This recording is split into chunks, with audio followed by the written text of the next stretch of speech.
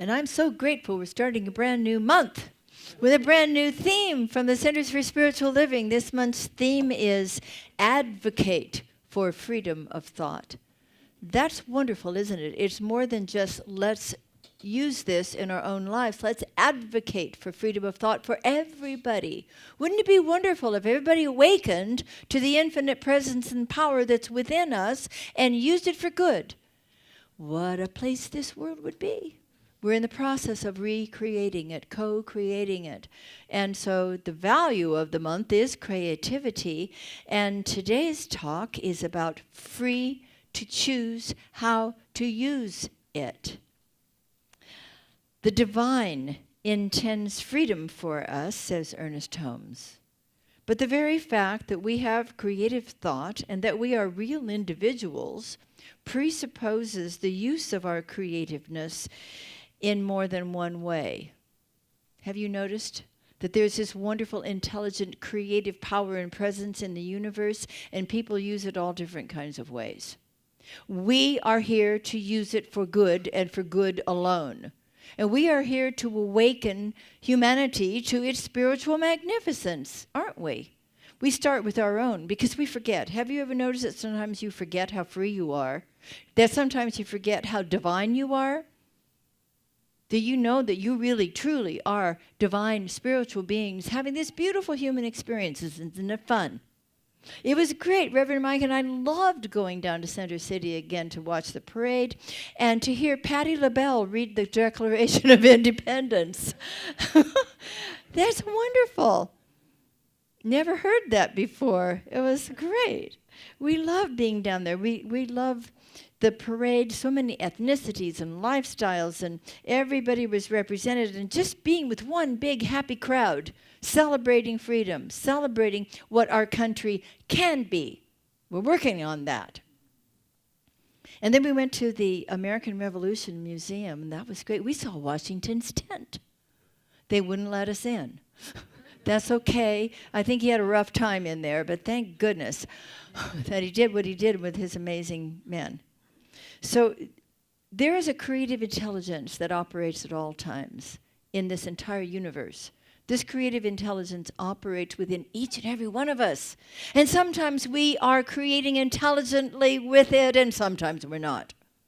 And so that's what today is about, to look to see how the law of mind, which is a universal law that Jesus taught us, sowing and reaping, as you sow, so shall you reap, all of those wonderful agrarian parables that he taught, because that's a universal principle. As you sow, so shall you reap.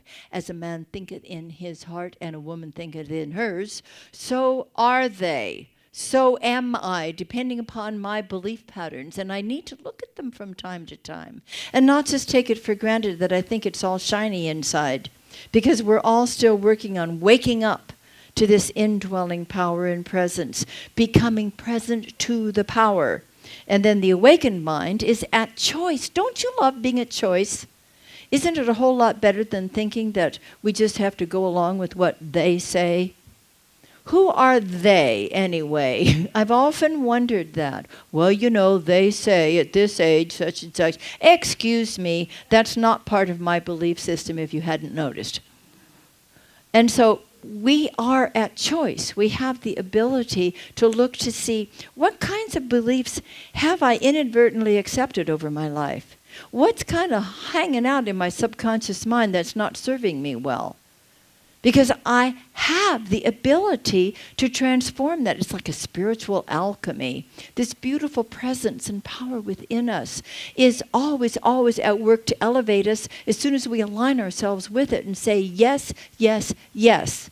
And as Frank Richelieu says, the universe always says yes, yes, yes. And it says yes to whatever we're planting in it. So what are we planting? What are we reaping? You know, it's been said, if you want to know what's going on out there, if you want to know what's going on within you, take a look to see what's going on in your world. Now, that's the personal world, because we're really not responsible for what sometimes is going on in the world. Now, Viktor Frankl had a very good statement. He had many of them. He said, between stimulus and response, there is a space. in that space is our power to choose our response. In our response lies our growth and our freedom. Something happens. Something happens in our lives. Something we weren't expecting. A rabbit runs into us. It wasn't a rabbit. I'm sorry. I didn't even ask if the animal was. Never mind. I don't want to know. Something unexpected happens. In that instant, we can choose to just take a breath. Didn't great-grandma used to say, count to 10? Stop and breathe and decide. Opt for a better idea than the one that we were about to, oh no, was that? No, let's see what's the gift here. Just asking the question, what's the gift here, can change my whole outlook and can change everything that reveals itself from that moment on if I will just stop in that gap and make a different choice.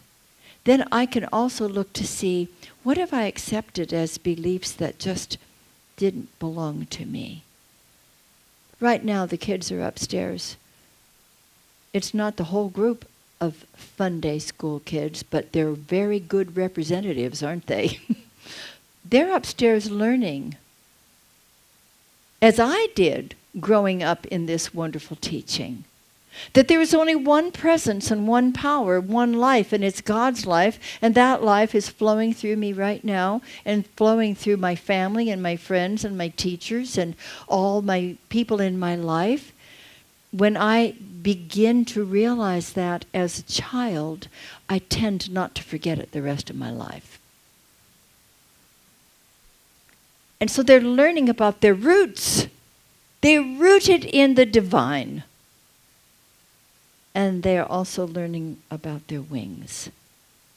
It was Goethe who said, there are only two lasting bequests we can hope to give our children. One of these is roots, and the other is wings. We want them to know their infinite possibilities. We want them to know that nothing is impossible to them. We have wonderful philosophers like Dr. Seuss who help kids understand this and help us too. Oh, the places you will go. You have, what is it? You have brains in your head. You have feet in your shoes. You can do anything you choose. I just made up the rest of that because I couldn't remember it. Our children are being reminded that God is all there is, that there is a presence and there is a power on which they can depend. No matter how wonky the world may get around them, there is a power on which they can depend every moment of every day. What a difference it makes.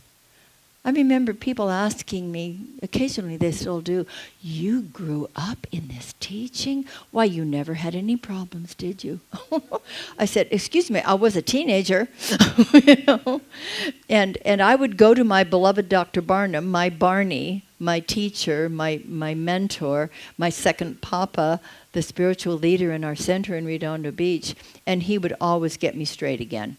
He would always remind me that I wasn't doing anything all by myself, but there was a presence and a power within me and a wisdom that was guiding me into that which was for my highest good. So the kids are learning that. Thank goodness the kids are learning that. And maybe then they can remind us. Do they do that? Do they remind you sometimes? I'm looking at a couple of parents right here. Do they do that? You know, at the least appropriate time? But mom, but dad, you don't have to do that all by yourself, you know. And they learn they have the freedom to choose creatively. So the law is no respecter of persons, and it doesn't care if you're 2 or if you're 92. The law of sowing and reaping works. It continues to work. It works in our lives at all times. And it operates equally for the rich, for the poor, for the aware, for the unaware. Yet it always brings about what we're thinking about. Not just what we're thinking in the moment. Thank goodness Not every thought that comes flashing through our mind is something that takes root and shows up in our lives. I'm grateful for that.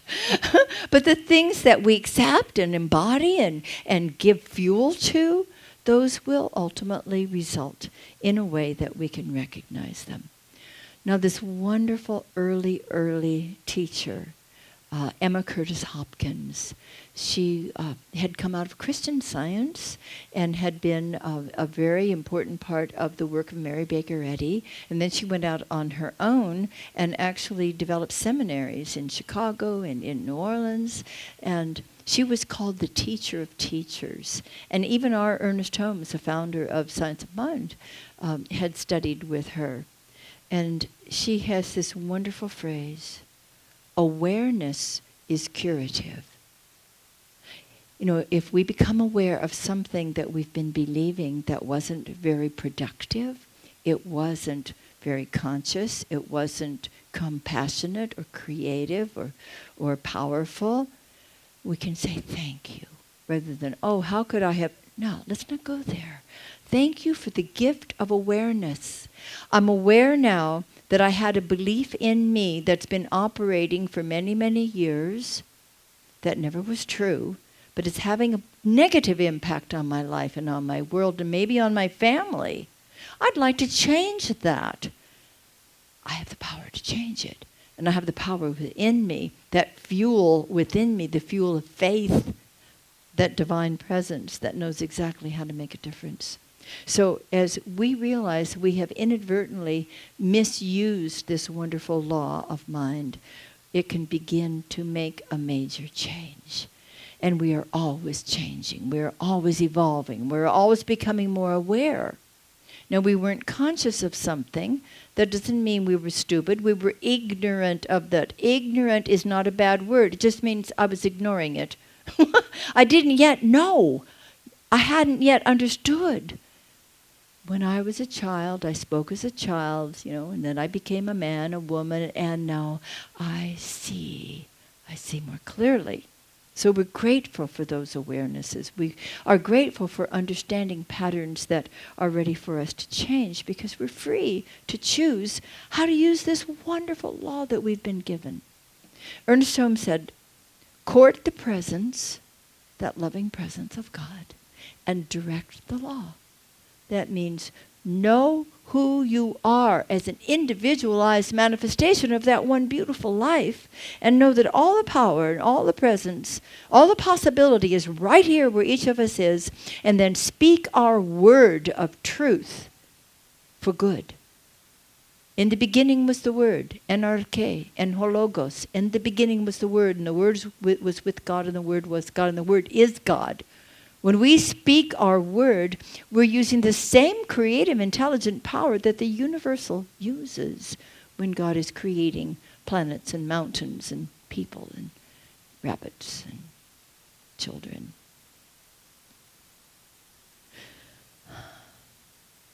So we have the ability to make those changes.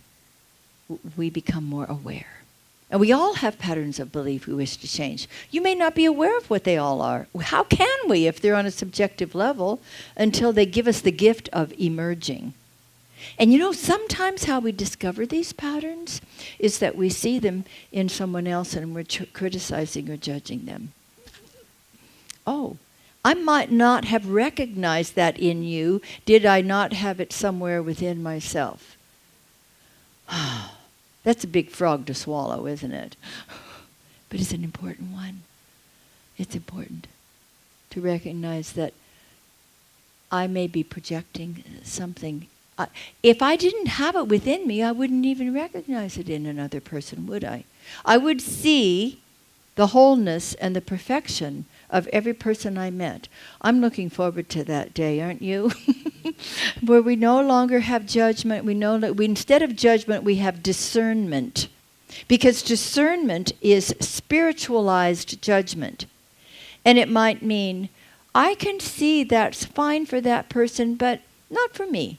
This is my path, and I can honor yours. Huh?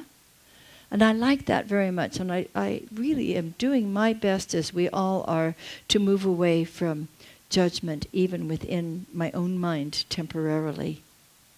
let's begin with perhaps one of these awarenesses that we haven't yet become aware of, but one of these patterns perhaps. Let's look to see, for instance, on a personal level, could we might have something within us like, I'm not capable, or it's too late? Some of you know the story about the polka dot man. I haven't told it to you for a long time, so maybe some of you haven't heard it. Unless you read my book. It's for sale over there. I was going to school at UC Berkeley in my late 40s. And I was studying everything Greek. Everything. Art, architecture, religion, language. It was fabulous, wonderful few years there. But I began to doubt myself when I was coming out of Twinnell Hall, which is basically the classics department. And I thought, I'm never going to get this Attic Greek language. And there was a gentleman there who apparently had gone to school in the 60s, I'm thinking, and never left the campus. And he was the polka dot man. And he delighted us all because he dressed in polka dot shirt, and polka dot pants, and a polka dot hat, polka dot shoes, a polka dot umbrella. And he would walk around the campus, usually like this. And I never heard him say a word to anybody. William the polka dot man walked around in his polka dots. But this day, I was coming down the steps from Twinnell Hall, having had this class in ancient Greek language. And I believe I had Greek participles dangling from my ears. And I thought, I'll never get this. And I'm coming down the stairs, and William the polka dot man stops his formation, and he walks up to me, and he looked me straight in the eyes and said, "Wake up, Wonder Woman, wake up." It's amazing the way that we can receive inspiration. You never know where it's going to come from. And I was motivated, and I was inspired, and I graduated with high ranks, thanks to the polka dot man. But we can sometimes have a belief, I can't do this. I'm too old.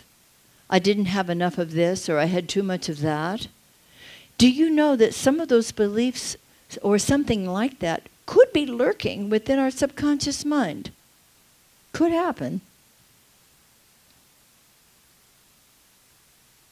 Let's wake up, Wonder Women and Wonder Men, to the infinite power that we have within us. It is timeless, ageless. It has nothing to do with anything human except that it flows through us and is available for our use. What about globally? How are we going to make those changes globally? By doing what we are doing. Because as we continue to inform ourselves of this loving, wise, wonderful, creative power within us and within us all, it helps to awaken other people to it. We don't have to tell them about it.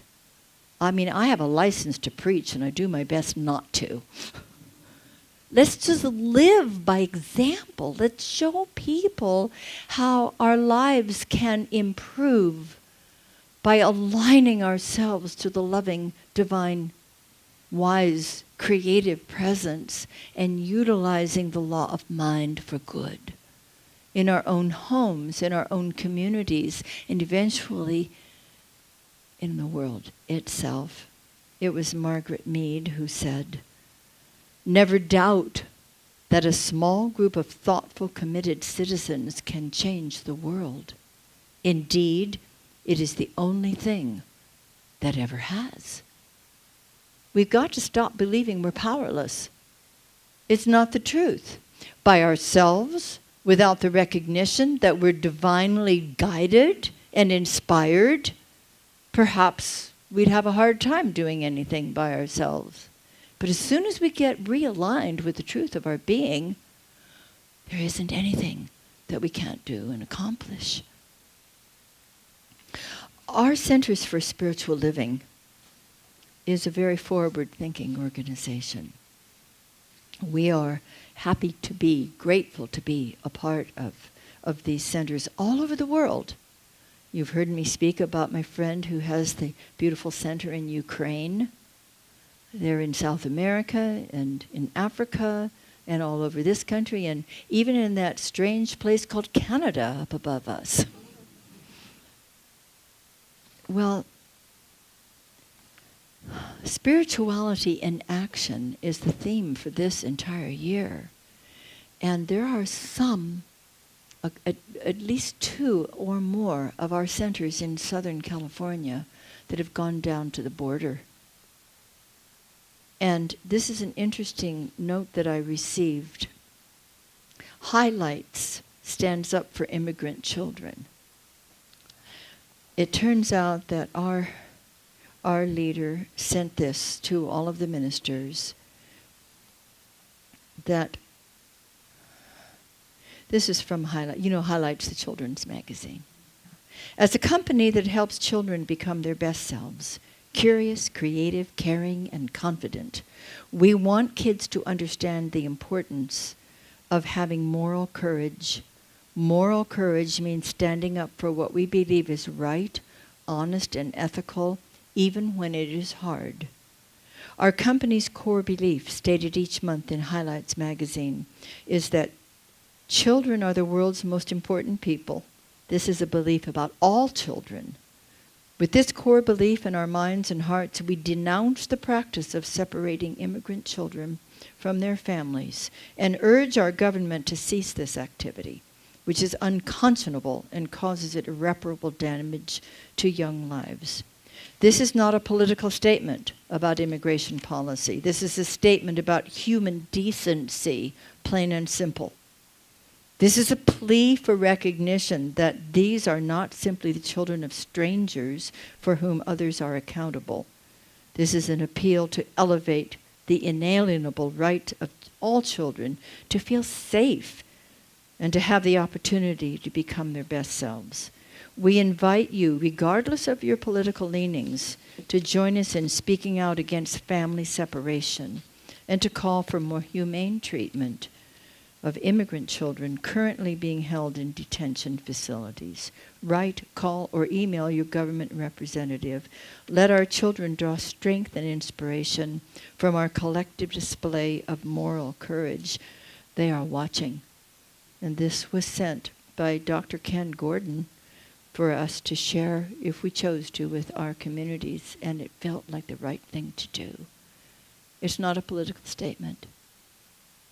It's moral. It's ethical. We begin by reclaiming the power that is within us. And then if we are moved to a particular action, to write, to call, to be, whatever it is, then we go with calm, confident, powerful awareness that there is a way to change, first ourselves, and then to have a positive effect on the world around us. So we choose to focus on what's uplifting. We choose to focus on what is possible, life-affirming, and consciously creative. That's the best use of this wonderful law of manifestation. It all begins within our own consciousness. Then we're guided to do whatever we may be guided to do. When we find ourselves with one of these false beliefs popping up, a sense of limitation about what I can do or cannot do, you know, a good question to ask ourselves? I like to ask myself this question. Could it be a belief? Could it be just a belief and not necessarily God's own truth? Could it be a belief? It's a belief. I can change it. That's my freedom. And we've also suggested that if we keep our minds elevated on positive, life-affirming ideas for ourselves and for everybody in the world, at least 51% of the time every day, we're going to find that our lives unfold more beautifully. I'm not asking much, 51%. Because sometimes we're going to slip into negativity, and ain't it awful? 51%. Then we can move it up to 53.5. Ultimately, get it up to a higher percent where we find our focus on that which is true, that which is beautiful, that which is possible. And we have a lot to do with what is possible. So let's then, after we find ourselves looking at these beliefs, transforming them, allowing them to be transformed by the renewing of our minds, by the transformational power of the presence within us, then we can start being a light for others in the world as well and demonstrate to others how we can use this beautiful law of mind intelligently, creatively, compassionately, powerfully, successfully. And the best way that I know to change a belief is to stop telling the old story. You know what I'm talking about? Stop telling the story about how it used to be. How he done me wrong.